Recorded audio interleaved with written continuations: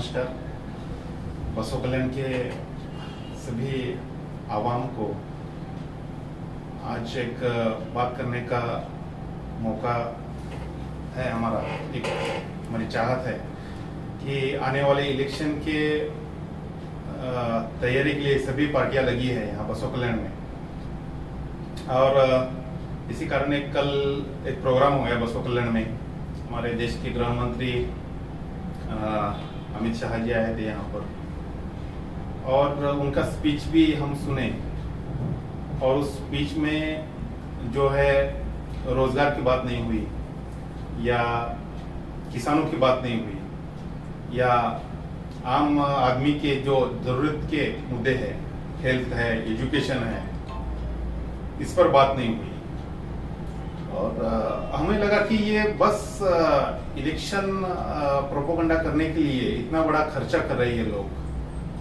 हम तो देख रहे कि बसों कल्याण में आज तक इतना बड़ा प्रोग्राम कोई पार्टी नहीं की। ये हम तो आज तक का ये हमारा व्यू जो देख रहे हैं, और वो इतना खर्चा करके आम आदमी को क्या मिला इससे, ये एक सोचने की बात है कि मैं आवाम के साथ शेयर करना चाहता हूँ।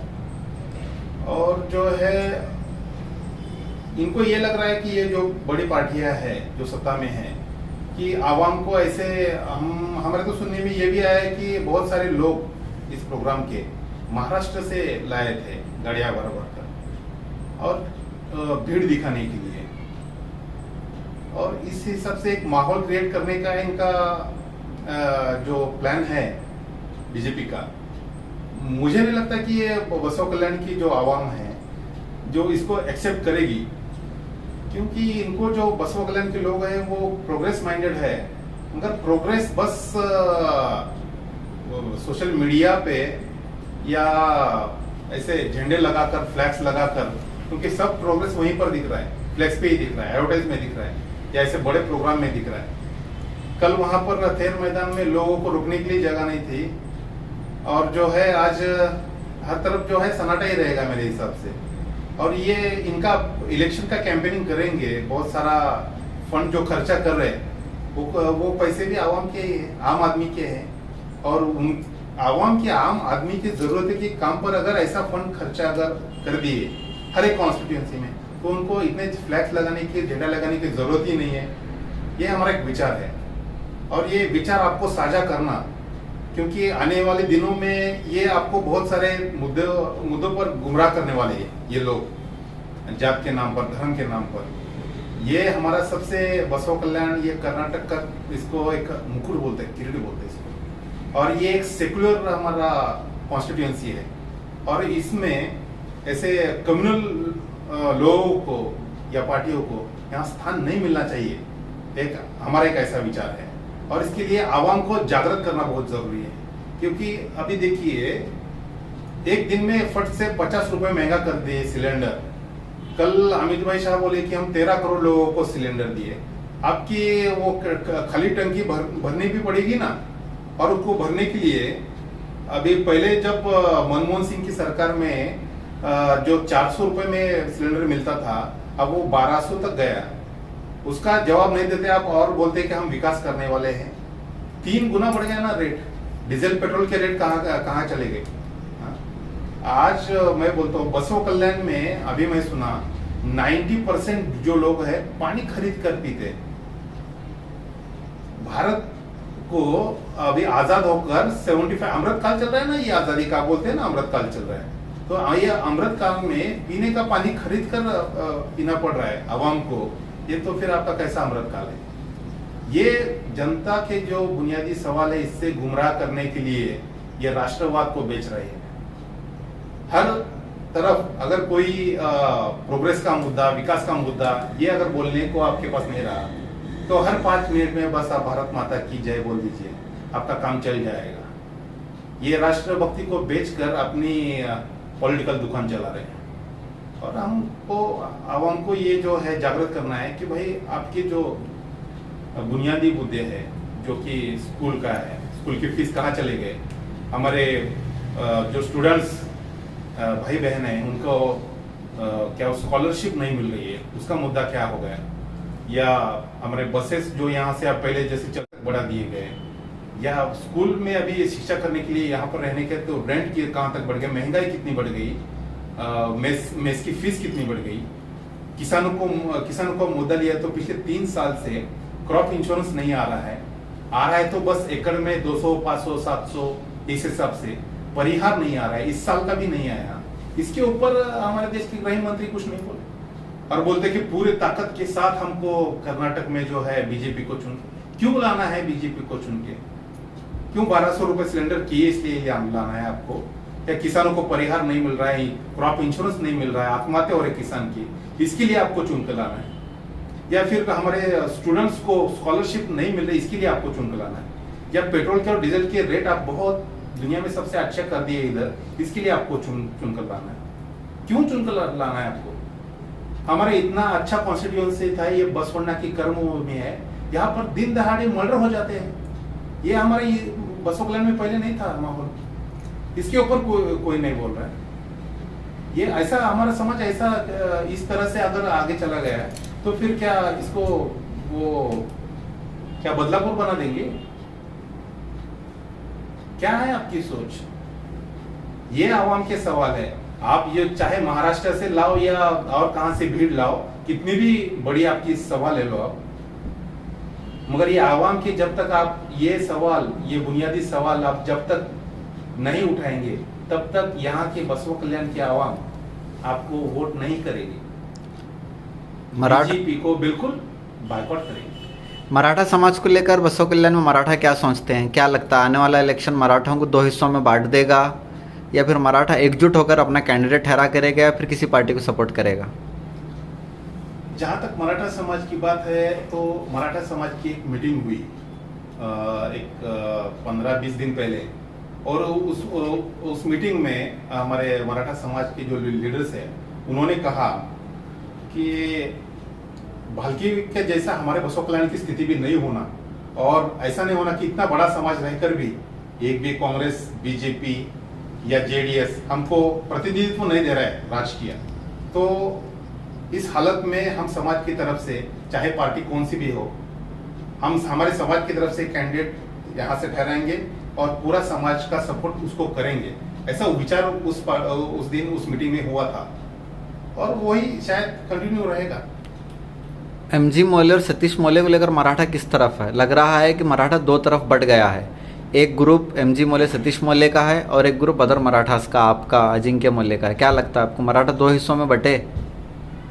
देखिए, मराठा समाज का अगर विचार किए तो आप जिस मीटिंग की बात कर रहे हैं उसमें एमजी मोले और सतीश मोले नहीं थे?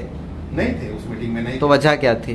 क्या उनका जो आज तक का ट्रैक है ना, उनका जो ट्रैक है, तो लोगों को भी उनके ऊपर का भरोसा थोड़ा कम हो गया है। तो इसके लिए उस मीटिंग में उनको बुलाना उनको जायज नहीं लगा।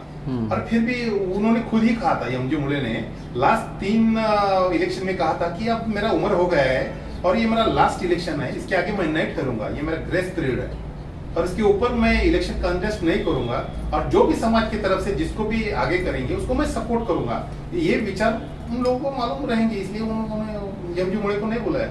इस बार अगर मराठा समाज से एक आदमी इलेक्शन लड़ेगा जिस तरह से आप कह रहे हैं, और एमजी मोले भी अगर इलेक्शन लड़ते हैं तो फिर वोट में डिवाइडेशन हो जाएगा, मराठा समाज में डिवाइडेशन होगा। वैसे तो 99% वो नहीं लड़ेंगे, क्योंकि उन्होंने खुद ही कहा था कि मेरा ग्रेस पीरियड है और मैं अभी कंटेस्ट नहीं करूंगा और मेरी तबीयत भी साथ नहीं दे रही है।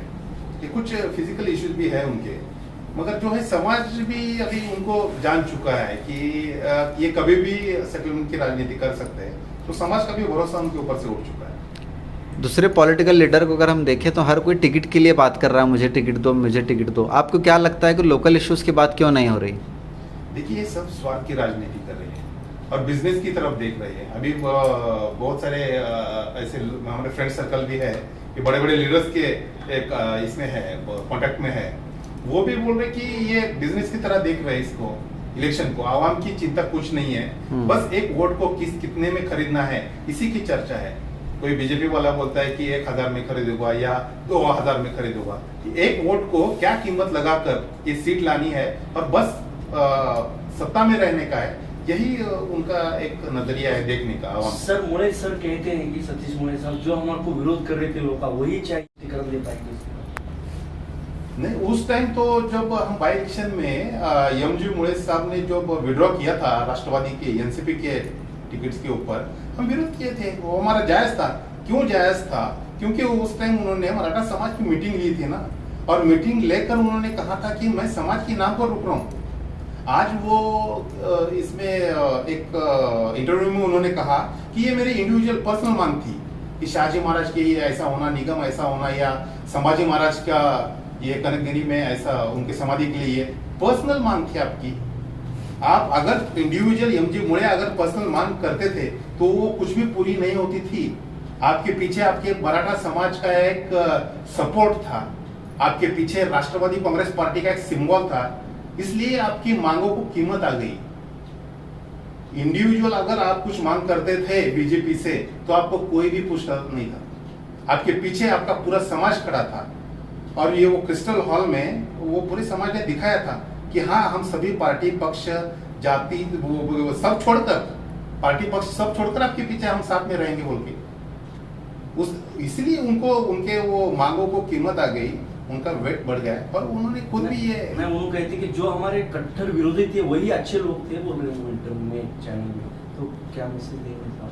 देखो, ये बोलते ना वो सुबह का भूला शाम को घर में आए, तो मगर ये सुबह के भूले नहीं है, ये जानबूझकर ये स्वार्थ की राजनीति करने वाले लोग हैं। इनको सुबह का भूला नहीं कह सकते, मगर फिर भी इतने दिनों के बाद भी अगर खुद की गलती अगर ये मान्य करते हैं तो ठीक है, अच्छी बात है। आखिरी सवाल इस सेशन का कि क्या एनसीपी अपना कैंडिडेट ठहराएगी आने वाले 2023 के इलेक्शन में? कैंडिडेट तो रहेगा, बिल्कुल रहेगा, उसमें कोई दो राय तो नहीं है। कैंडिडेट पक्का रहेगा? 100% कैंडिडेट रहेगा। मराठा समाज से एक कैंडिडेट रहेगा, या मराठा समाज का जो कैंडिडेट रहेगा वही एनसीपी का कैंडिडेट रहेगा? ऐसी बात नहीं है, दो हो सकते हैं। नहीं, इसमें एनसीपी का कैंडिडेट कोई इंडिविजुअल इसी समाज का रहेगा ऐसी कोई बात नहीं है। किसी भी समाज का रह सकता है। हमारी पार्टी जो सेक्युलर पार्टी है, और किसी भी समाज का कैंडिडेट जो है एनसीपी से बी फॉर्म ले सकता है। अगर आप आखिरी मैसेज पब्लिक को अगर देना चाहें तो? पब्लिक को मैसेज, पब्लिक तो हम बहुत अभी अवेयर हो गई है ऐसा लगता है हमको, क्योंकि हर तरफ प्रोग्राम्स तो हर पार्टी के हो रहे हैं, मगर जितने भी हम देख रहे हैं कि अपने अपने वो सभी लोग अपने अपनी पार्टी टिकट इसी में बिजी है, और वो इंटरनली जब बात करते तो यही करते कि एक वोट को कितने में खरीदने का है। और ये कल ही देखे ना, एक रेड गिरी वहां पर, वो चन्नगिरी या कहाँ पर, तो बीजेपी एमएलए के ऑफिस में उनका बेटा था, वो प्रशांत बोल के, वो 6 करोड़ या कुछ तो मिल गए। वो सभी पैसे का खेल रहे हैं ये लोग। आवाम का इसमें कुछ लेना देना नहीं है। और इसमें क्या हो रहा है, प्रॉपर किसी भी काम की क्वालिटी जो है, अगर आप 40% अगर इसमें किसी भी गवर्नमेंट वर्क में आप कमीशन ले रहे हैं तो उसकी क्वालिटी क्या रहेगी? कुछ भी काम रहने दो, रोड रहने दो, अपना स्कूल का स्ट्रक्चर रहने दो, या कौन सा भी काम रहने दो, अपना वाटर सप्लाई का काम रहने दो, क्या रहेगा उसका क्वालिटी? अगर 40% कमीशन आप बीजेपी सरकार ले रहे तो उसका क्वालिटी नहीं रहेगा। आवाम को ये रिक्वेस्ट कर रहे हैं कि थोड़ा आप जागरूक होके वोटिंग कीजिए। ये वोट का अधिकार बहुत बड़ा वो अधिकार है। आप बना रहे सरकार, आपको कैसी सरकार बनानी है, या जात या कौम या धर्म के नाम पर लड़ाने वाली सरकार चाहिए, या सच में कुछ तो भी आवाम का हित सोचने वाली सरकार चाहिए? ये आपका विचार है। ये मैं बसो कल्याण के ये जो नागरिक है, सुजान जनता है, ये आवाम है, इनको मैं यही रिक्वेस्ट करता हूँ कि थोड़ा विचार करके वोट कीजिए। देने वाले जो आपको पैसे देने वाले हैं वो तो उनके खुद के नहीं है, ये आपके ही है पैसे। उसमें लेने की आप लिए भी तो उसमें कुछ गलत मेरे को तो नहीं लगता, आप लीजिए, मगर वोट जो है थोड़ा सोच समझ के कीजिए।